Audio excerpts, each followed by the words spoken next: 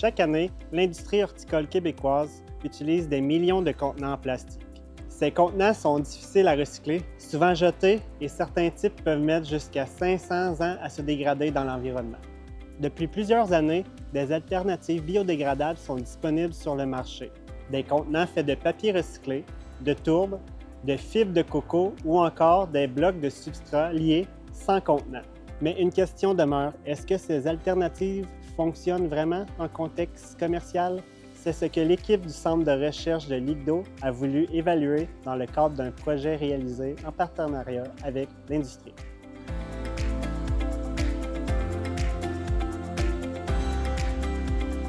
Le projet s'est déroulé sur une période de 2 ans dans une serre commerciale à Laval. Pour représenter différents cycles de production, 3 espèces de plantes ont été choisies. Le basilic pour un cycle court, les impatiens de Nouvelle-Guinée pour un cycle intermédiaire et le bégonia Riger pour un cycle long. 4 types de contenants biodégradables ont été comparés à un contenant plastique conventionnel utilisé comme témoin. Le pot Biopax qui est fabriqué à partir de pâte de bois, l'EcoGrow et le Cord Fiber Grow conçus en papier recyclé et le Jiffy R2 à base de tourbe. 2 blocs de substrat sans contenant ont également été inclus dans les traitements, le bloc Jiffy en fibre de coco et le bloc Herbia Era, un substrat commercial lié par un polymère organique. Tous les végétaux ont été produits en sub-irrigation dans des conditions commerciales réelles. Cette méthode d'irrigation a permis d'éviter que les supports biodégradables sèchent trop rapidement, un effet qu'on aurait pu observer avec un arrosage manuel pour certaines des alternatives évaluées.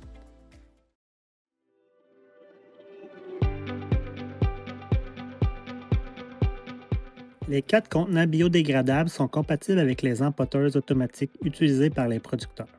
Pour un fonctionnement optimal, un ajustement mineur de la hauteur de l'empoteuse a été nécessaire pour l'EcoGrow et le Cord Fiber Grow, mais aucune modification majeure n'a été requise.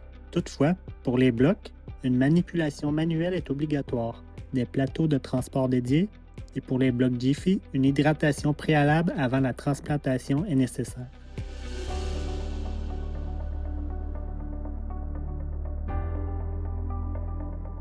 Si on compare la vigueur des plantes pour le basilic et les impatiens, 2 contenants se distinguent nettement, le Cord Fiber Grow et l'EcoGrow. Les 2 produisent une qualité racinaire supérieure à celle des plants produits dans les contenants de plastique, une biomasse comparable et des plants plus compacts. Ce dernier phénomène s'explique notamment par le phénomène de taille aérienne des racines, un mécanisme favorisé par la porosité des parois des contenants biodégradables qui stimule un développement racinaire plus dense et plus équilibré. L'utilisation des contenants biodégradables pourrait potentiellement favoriser une réduction de l'utilisation des régulateurs de croissance grâce au phénomène de croissance plus compact observé avec ces contenants. Le bloc Jiffy, lui, a tendance à produire des plants plus allongés grâce à sa forte rétention en eau et sa charge nutritive initiale élevée. Les caractéristiques de ce bloc favorisent la croissance végétative au détriment de la compacité, un effet qui pourrait toutefois être atténué par une meilleure gestion de l'irrigation. Il se distingue toutefois par la croissance du bégonia Riger, avec une floraison et une croissance nettement supérieure à celle obtenue avec les autres contenants. Des problèmes sanitaires ont également été notés au cours du projet. On a observé des moisissures sur les contenants Jiffy R2 et des algues sur les 2 blocs de substrat, plus particulièrement sur le bloc Jiffy en raison de sa forte rétention en eau. Ces phénomènes n'ont pas affecté la santé des plantes, mais restent à surveiller pour l'apparence visuelle en point de vente. À l'opposé, le bloc Herbia Era affiche les résultats des performances les plus modestes sur toutes les espèces. Sa tendance à sécher trop rapidement et sa structure plus fragile ont limité la croissance des plants comparativement aux autres traitements.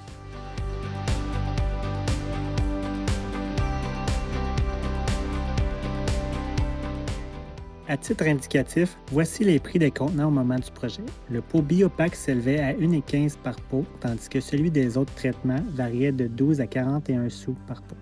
Les résultats obtenus en serre sont encourageants, mais pour qu'une transition vers les contenants biodégradables soit un succès, il faut qu'elle séduise également les consommateurs. Voici ce qu'ils en pensent.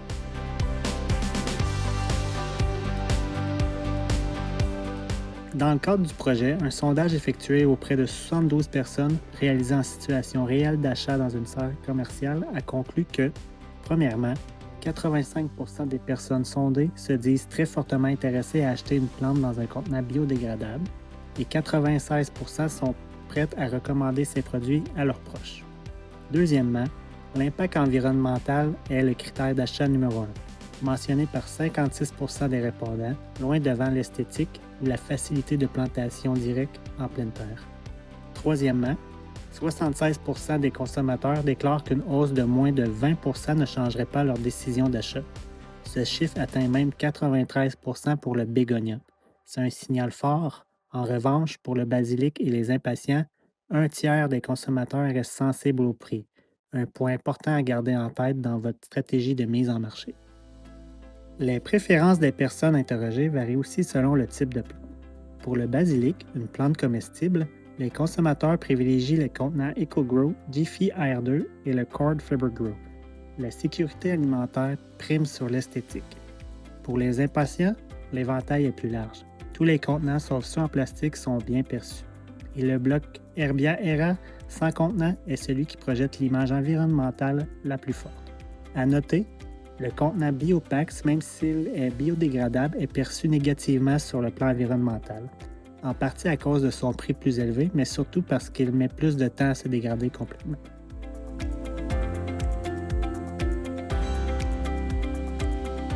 Ces résultats offrent une base solide pour réfléchir à l'introduction des contenants biodégradables dans votre propre contexte de production. Lors du projet, 2 contenants se sont particulièrement démarqués. L'EcoGrow et le Cord Fiber Grow ont bien performé pour la croissance et la santé des plantes, tout en ayant un prix comparable aux contenants en plastique standard.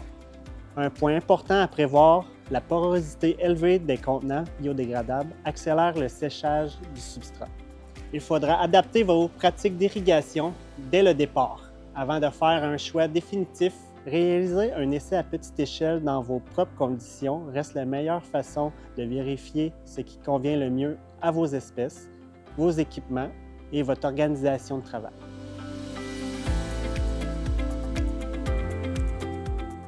La transition vers des contenants biodégradables est réaliste dès aujourd'hui pour plusieurs cultures. La performance agronomique y est, la compatibilité opérationnelle aussi, et la demande des consommateurs est clairement au rendez-vous. Des études complémentaires seront nécessaires pour évaluer les effets à long terme sur un plus grand nombre d'espèces végétales et de cycles de production. Je vous invite à consulter le rapport final du projet disponible sur notre site Internet pour plus de détails.